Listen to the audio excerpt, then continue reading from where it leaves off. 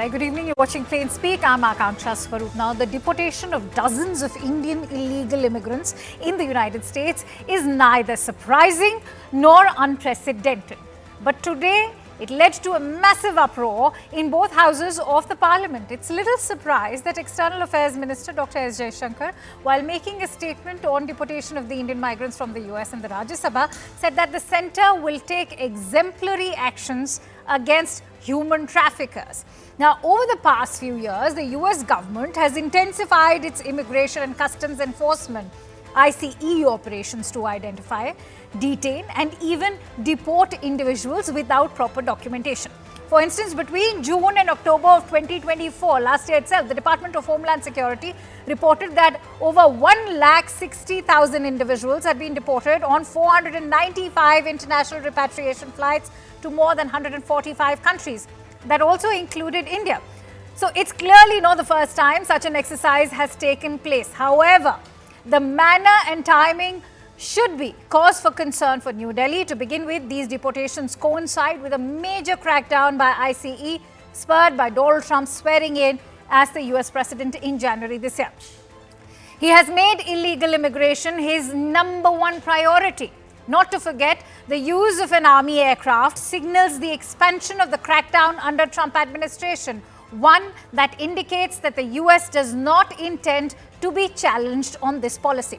India, which has one of the largest populations of illegal immigrants in the US, estimated at 725,000 undocumented individuals, will need to prepare for a significant increase in the number of returning migrants. Also, stricter controls must be enforced to prevent Indians from embarking on perilous journeys to cross into the US via Mexico and Canada. The government must ensure that young people in states with high deportation rates, namely Gujarat, Punjab and even Haryana, understand that working illegally abroad is not a guaranteed path to success.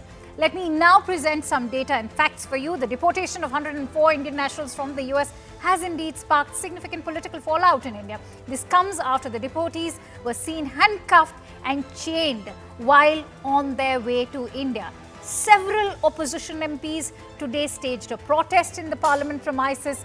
They wore handcuffs to condemn the alleged inhuman treatment of Indian nationals sent back on a US military plane. The External Affairs Minister, Dr. S. Jaishankar, has pushed back on the opposition's criticisms. Opposition MPs now argue that all Indians, regardless of their immigration status, deserve respect and humane treatment, which they claim was denied in this instance.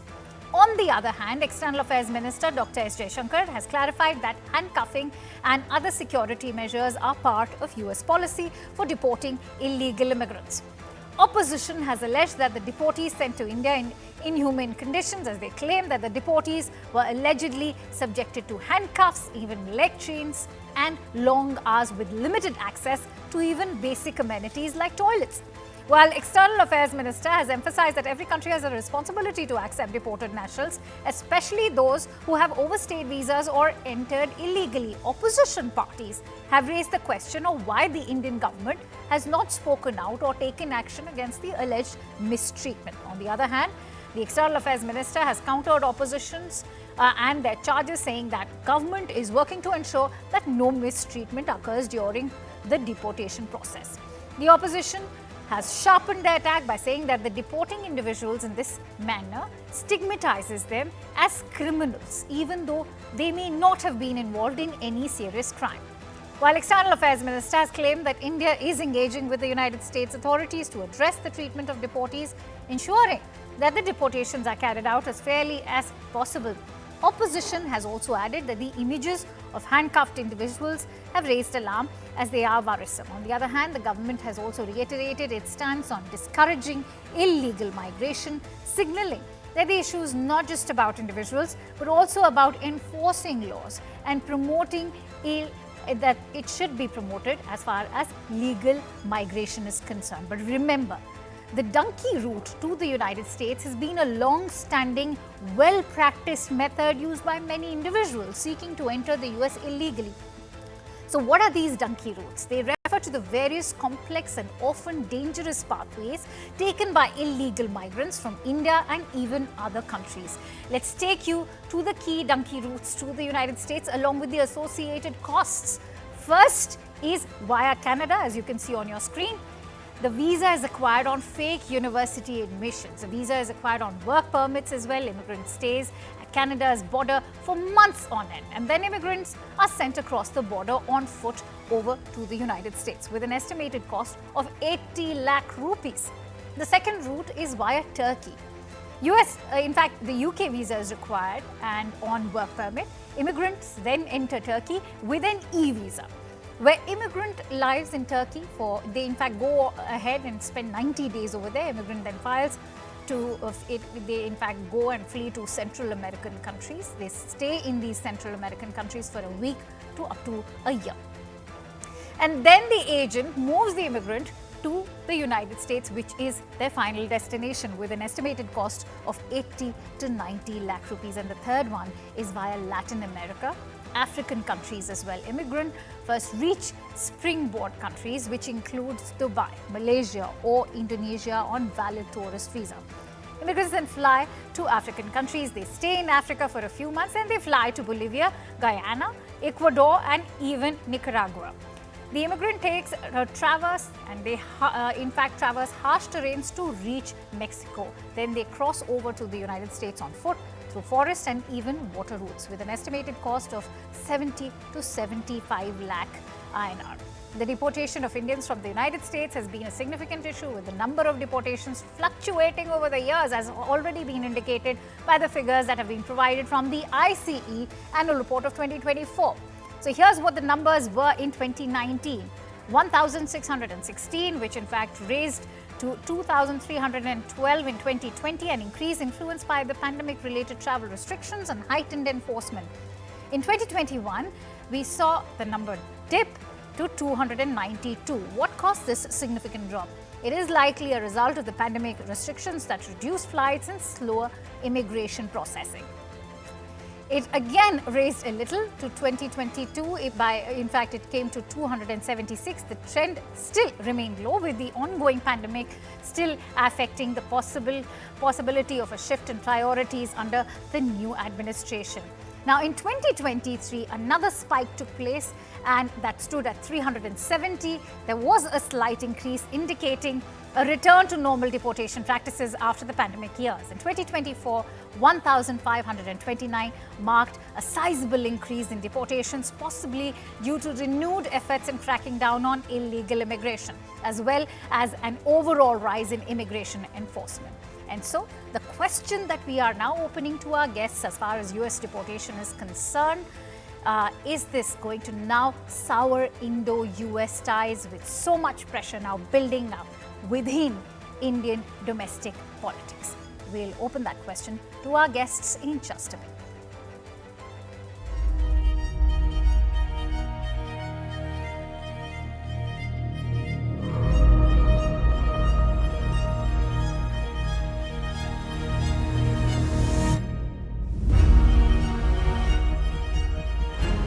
ऐसे क्या इंसानों के साथ बर्ताव किया जाता है कि उनको हथकड़ियाँ पहना के, बेड़ियाँ पहना के भेजा यहाँ पे? क्या विदेश मंत्री को जवाब देना चाहिए? विदेश मंत्री को उनको जवाब देना चाहिए, प्रधानमंत्री जी को जवाब देना चाहिए। वापस वो भेज रहे हैं। क्या मोदी जी वहाँ जाकर प्रेसिडेंट ट्रंप से ये 18,000 लोगों के बारे में कोई सकारात्मक बात करना चाहते हैं? The House will appreciate that our focus should be on crackdown. We are, of course, engaging the US government to ensure that the returning deportees are not mistreated in any manner.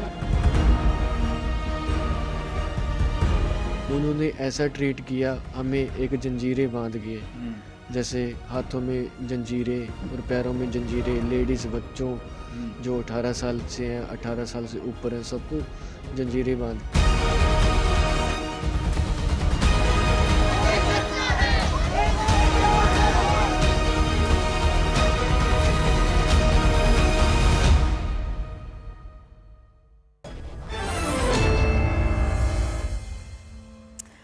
right, joining me on the show today is Ms. Radhika Khera, who is a spokesperson for the Bharatiya Janata Party, Nighat Abbas, who is a spokesperson for the Congress Party, Tara Kartha, who is a former director at the NSCS, and Mr. Shashikant, who is a former IPS. Many thanks to you, ladies, and Mr. Shashikant for joining in. Radhika, I'd like to take my first question. I think, how do you in fact respond to the criticism that's come in from the opposition, which is primarily with regards to the debasing manner in which these immigrants have been deported? The deportation of illegal immigrants is not new, nor is it specific to Indians. The process has been happening since 2009, and India has never supported illegal migration. While having said that, every country has the right to secure its borders, but what concerns us is the treatment of deported Indians. And our External Affairs Minister, Dr. Jaishankar, has clearly stated in Parliament today that India is in constant communication with the United States authorities to ensure that our people are not mistreated. Handcuffing and shackling of individuals is an American policy, but not an India-specific move. And we have made it clear to them that such treatments is unnecessary as well as humiliating, and we shall not accept this kind of treatment for our citizens. However, we have seen, we have even heard what Mr. Shashi Tharoor has said. His party has chosen to trivialize the entire issue instead of demanding fair treatment for Indians, the way they have been behaving and the kind of statements they are behaving. We don't believe that we should remain silent on this issue. We are taking it up with the concerned authorities. But you cannot say that you have to stop deportations, because I have the entire data of when people were deported during the UPA government, and there were thousands every year from 2009 to 2014. There was 800 in 1 year, 800, 900. Every year people were deported. So at the end, I would like to say that India is not going to compromise on the rights of our people, and the government is not just reacting, but we are also actively engaging with the US government to stop human trafficking networks, and we have to also see the people that are promoting this in the country and take action on those, because we have to even stop illegal migration to other countries. And why these people sometimes, logo ke behkawe mein aake, and sometimes these people who are sending them abroad give them different data and different sapne dikhate hain, and they send them. So that is an issue that we need to tackle over here. And rest assured, our citizens' rights and treating them humanly is of utmost importance to us.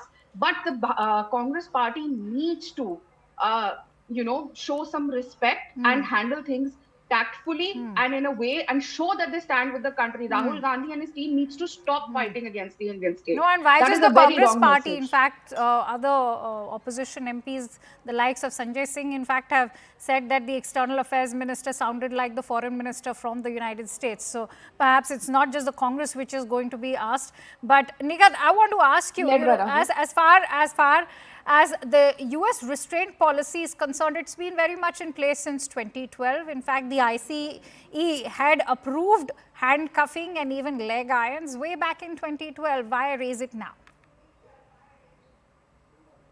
That's absolutely right, and which is why we say here that this time when 104 Indians have been deported, it was not just a normal deportation, it was also the shackling. They were treated like criminals. I mean, we need to see that they were transported in a military aircraft. The most important point is that it was the violation of the basic human rights, that they were in a 40-hour flight. They were not even given a sip of water, not even been allowed to go to the washrooms. And what I raise a question here is because when we talk about this, we need to also remember, because my friend just raised a question on UPA government, we need to bring that in the knowledge of the viewers today, that in 2013, we need to refer to the case of Devyani, when the UPA government took a very, very strong stand. Now, when I see at the Modi government, we need to see and we need to realize that the Modi government has been sitting. No protests have been held, and not at all not even a single diplomatic action has been taken by the Modi government. I mean, they keep posting about the Viksit Bharat and Make in India. Had it been the case that Viksit Bharat and Make in India were implemented properly and people were getting the jobs and the opportunities in our country, they didn't have to flee to another land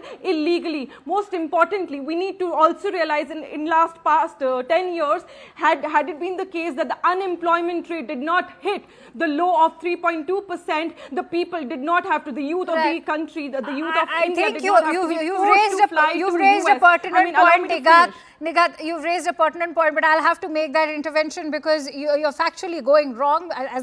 Did you pay attention to what I was asking you, that the restraint policy has been in place since the year 2012? Then questions can also be raised in terms of what did the UPA regime do to address it with the Barack Obama administration back then.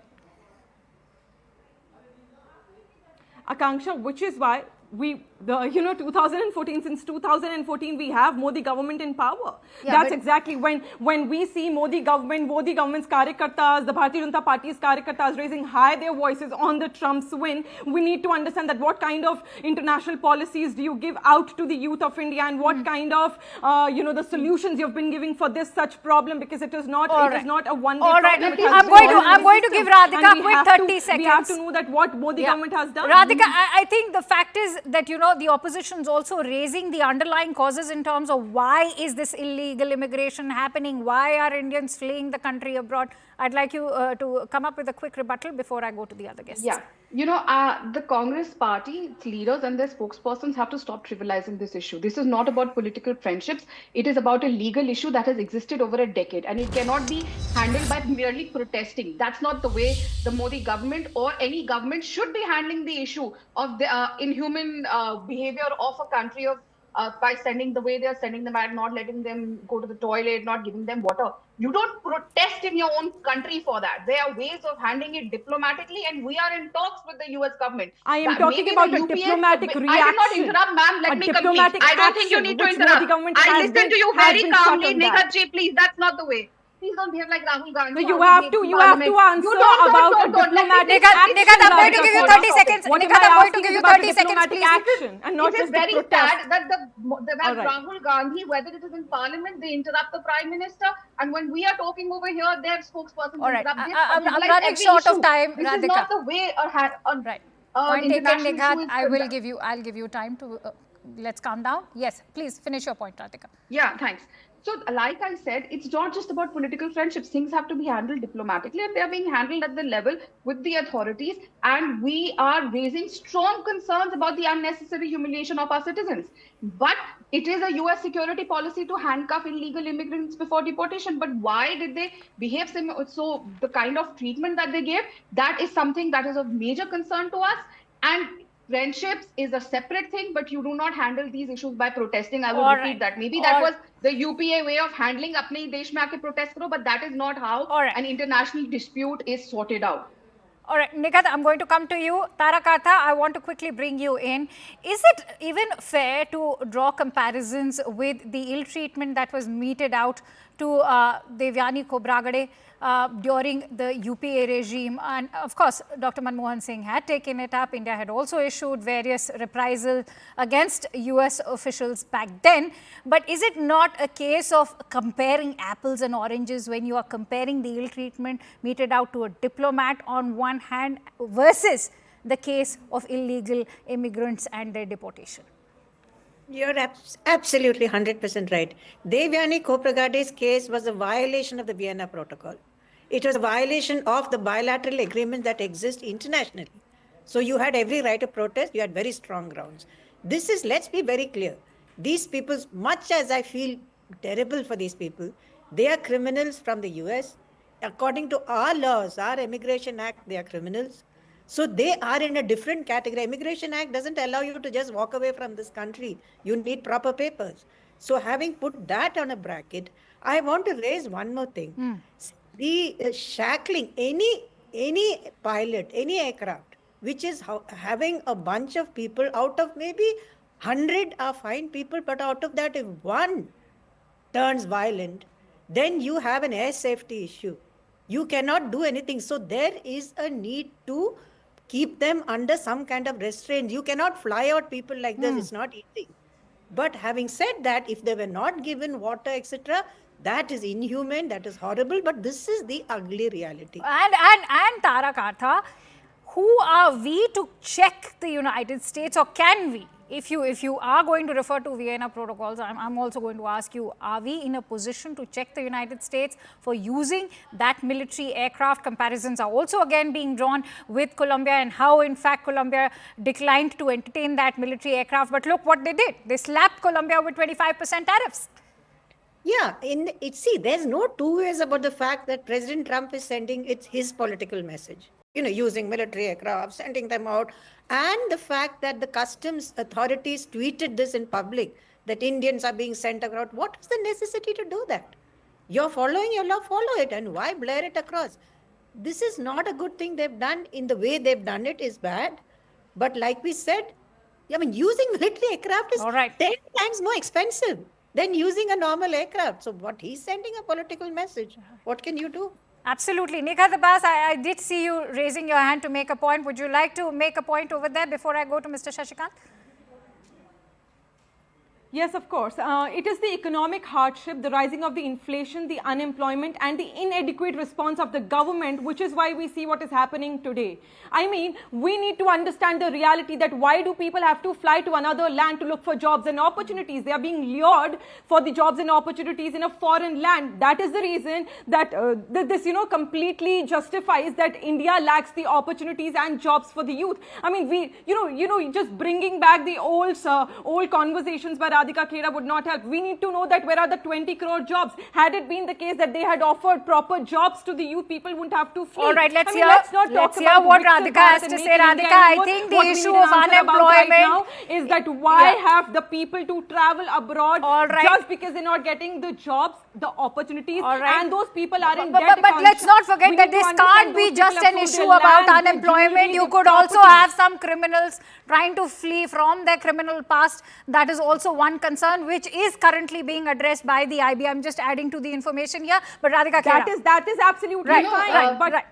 Radhika, please respond to that criticism that's now being, in fact, raked up by the opposition that, they're using this point to rake up or rather address the issue of unemployment that's been plaguing the Indian economy. Congress, instead of raising real issues, is misleading comparisons and indulging in whataboutery, which was just exposed by Taraji. First, the Congress spokesperson goes and compares this issue with that of a former diplomat. I'm sorry, you cannot compare apples and oranges. Secondly, now if she's talking about the jobs, ma'am, please go through the data. I understand you're very new in the Congress party. I have worked in the Congress for 21 years. I have seen the UPA government, and there were innumerable illegal migrations and innumerable deportations. Do you know the status of the country? Why people were? This is the Congress 54-year misgovernance that the country is facing today. This is because of that there has been joblessness in the country. We are trying to sort that out, and India is developing and India is moving forward. It is a fact, but 54 years of misgovernance is what led to this entire Dunki route being created. It is in your tenure and under your governments that this entire thing and process started. And since you've raised the issue of these Dunki routes, let me finally bring Mr. Shashikant. Thank you for so patiently awaiting your turn. I think your insights will shed more light on these Dunki routes.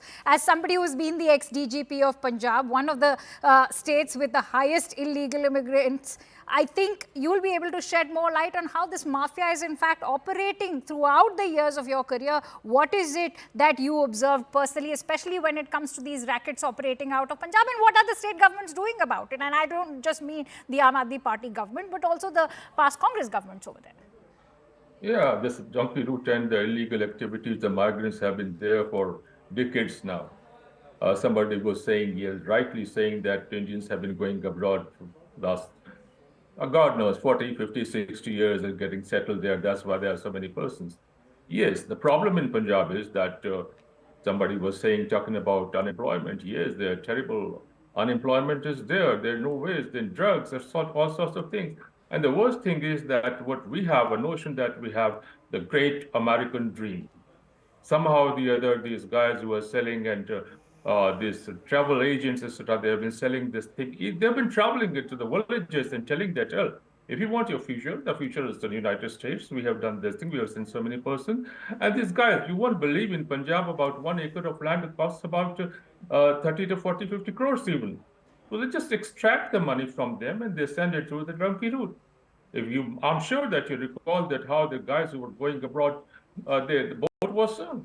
You know how this guys from Canada, from China, etc., they get themselves contained in a container along with the goods and things, and they go there and inhuman conditions. Right. Yes. Second thing I want to make about, And if when you you think make that in- second point, Mr. Shashikant, also keep in mind, I want to ask you, since you said that this has been happening for decades, what has led to this inability of the state governments when such rackets have been operating for so long?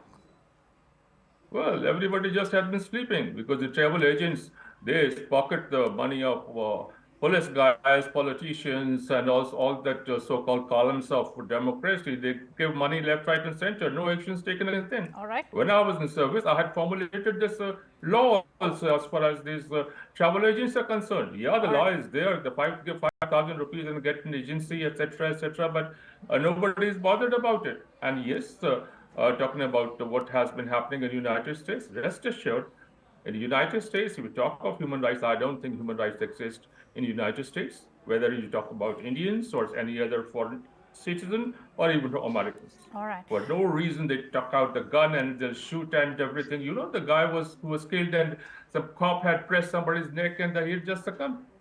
Absolutely, I'm United sure. States. In fact, I'll have to now wrap up the discussion and I'd like to, in fact, end with the thoughts of what the Honorable External Affairs Minister had to say. He said that even international relations talk about global compliance, especially when it comes to the role of legal migration. Let it build people-to-people ties, and let's not encourage illegal migration by giving it respect. Many thanks to you, Mr. Shashikant, and the ladies for joining in on this discussion.